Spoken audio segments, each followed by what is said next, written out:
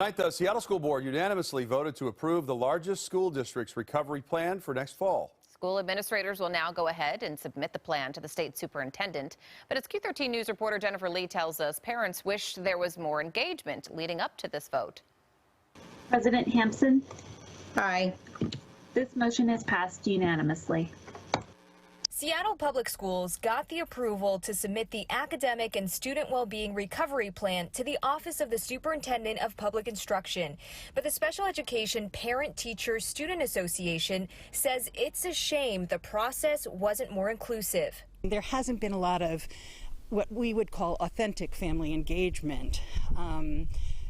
To find out from families what's really needed for their students to recover when they're back in the buildings next year. School administrators say they only heard feedback from hundreds of school community members, and that's in a district with over 50,000 students enrolled. We as a district recognize how important gathering feedback from our community is.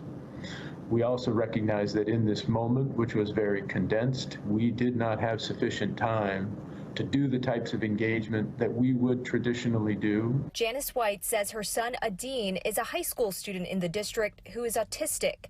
While remote learning wasn't his favorite, she says he was still able to get in some learning this past year. I know so many students and families whose students have been unable to engage at all in remote learning, and their students really are going to need a lot of recovery services.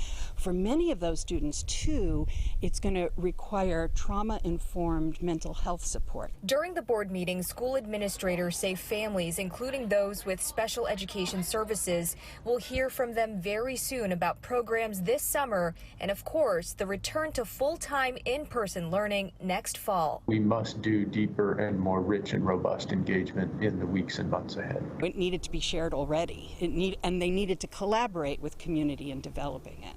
In Seattle, Jennifer Lee, Q13 News. All school districts in Washington are required to submit a plan to the state for next fall by June 1st, and this qualifies them for federal funding through the American Rescue Plan.